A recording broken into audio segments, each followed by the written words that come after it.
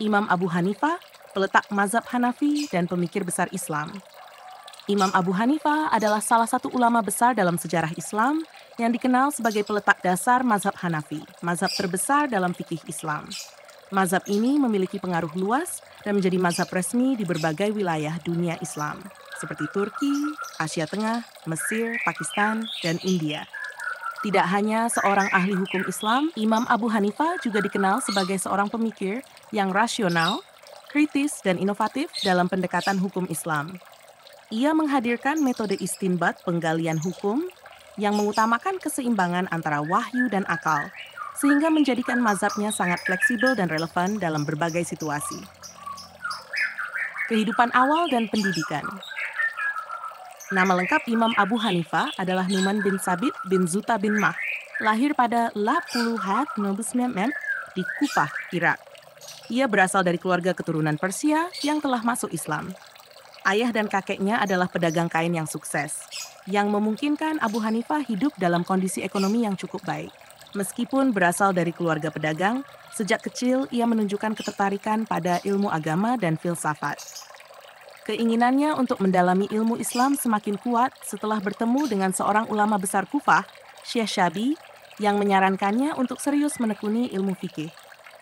Guru-guru Imam Abu Hanifah, Kufah pada saat itu merupakan salah satu pusat ilmu Islam setelah Makkah dan Madinah. Di sana, Abu Hanifah berguru kepada banyak ulama besar. Beberapa guru yang paling berpengaruh dalam pembentukan pemikirannya adalah Sabat bin Abi Sulaim, guru utama dalam bidang fikih.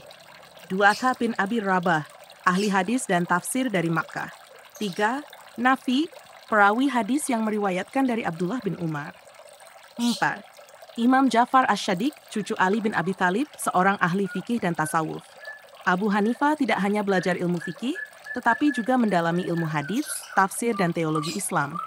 Pemikiran dan metode ijtihad. Imam Abu Hanifah dikenal sebagai seorang pemikir yang berani dan inovatif dalam hukum Islam. Metode yang ia gunakan dalam menyusun fatwa dikenal dengan pendekatan penggunaan akal. Beberapa prinsip utama dalam metode istinbat penggalian hukum Imam Abu Hanifah adalah sebagai berikut. 1. Al-Quran sebagai sumber utama. Abu Hanifah selalu merujuk kepada Al-Quran sebagai sumber utama hukum Islam. Jika suatu masalah sudah jelas hukumnya dalam Al-Quran, maka tidak diperlukan interpretasi lebih lanjut. 2. Hadis sebagai pedoman kedua. Ia menggunakan hadis sebagai sumber hukum kedua, tetapi dengan standar ketat dalam penerimaannya. Abu Hanifah menolak hadis yang diriwayatkan oleh perawi yang dianggap lemah atau tidak terpercaya. Ia juga lebih mengutamakan hadis mutawatir, hadis yang diriwayatkan oleh banyak orang dengan sanad yang kuat, daripada hadis ahad, hadis yang diriwayatkan oleh satu atau sedikit orang. Ijma. Jika tidak ditemukan dalil yang jelas dalam Al-Quran dan hadis, Abu Hanifah menggunakan ijma, kesepakatan ulama, sebagai dasar hukum. Qiyas. Jika tidak ada dalil dari Al-Quran, hadis, dan ijma, Abu Hanifah menggunakan qiyas, yaitu menetapkan hukum berdasarkan analogi dengan kasus serupa yang memiliki dasar hukum yang jelas. Istihsan. Imam Abu Hanifah sering menggunakan istihsan dalam menghadapi situasi di mana qiyas menghasilkan hukum yang terlalu kaku. Dalam metode ini, ia memilih solusi yang lebih fleksibel demi kemaslahatan umat. Urf, adat dan kebiasaan setempat. Dalam menetapkan hukum, ia juga mempertimbangkan kebiasaan dan tradisi setempat selama tidak bertentangan dengan prinsip Islam. Pendekatan ini membuat mazhab Hanafi lebih fleksibel dan mudah diterapkan di berbagai wilayah yang memiliki kondisi sosial dan budaya berbeda.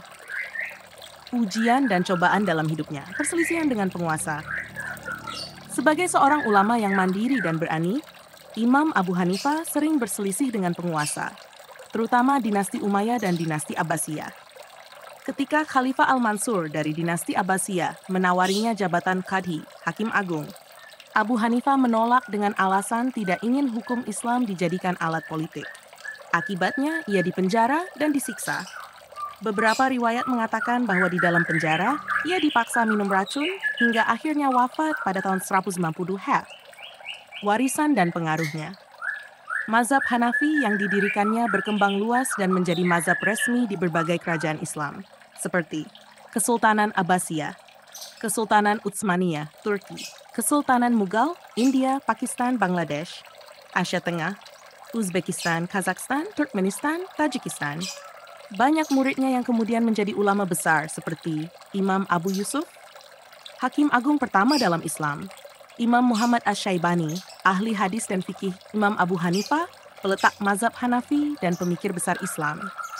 Imam Abu Hanifah adalah salah satu ulama besar dalam sejarah Islam yang dikenal sebagai peletak dasar mazhab Hanafi, mazhab terbesar dalam fikih Islam. Mazhab ini memiliki pengaruh luas dan menjadi mazhab resmi di berbagai wilayah dunia Islam, seperti Turki, Asia Tengah, Mesir, Pakistan, dan India. Tidak hanya seorang ahli hukum Islam, Imam Abu Hanifah juga dikenal sebagai seorang pemikir yang rasional, kritis, dan inovatif dalam pendekatan hukum Islam. Ia menghadirkan metode istinbat penggalian hukum yang mengutamakan keseimbangan antara wahyu dan akal, sehingga menjadikan mazhabnya sangat fleksibel dan relevan dalam berbagai situasi. Kehidupan awal dan pendidikan. Nama lengkap Imam Abu Hanifah adalah Numan bin Sabit bin Zuta bin Mah, lahir pada 19 di Kufah, Irak. Ia berasal dari keluarga keturunan Persia yang telah masuk Islam. Ayah dan kakeknya adalah pedagang kain yang sukses, yang memungkinkan Abu Hanifah hidup dalam kondisi ekonomi yang cukup baik. Meskipun berasal dari keluarga pedagang, sejak kecil ia menunjukkan ketertarikan pada ilmu agama dan filsafat. Keinginannya untuk mendalami ilmu Islam semakin kuat setelah bertemu dengan seorang ulama besar Kufah, Syekh Syabi, yang menyarankannya untuk serius menekuni ilmu fikih. Guru-guru Imam Abu Hanifah, Kufah pada saat itu merupakan salah satu pusat ilmu Islam setelah Makkah dan Madinah.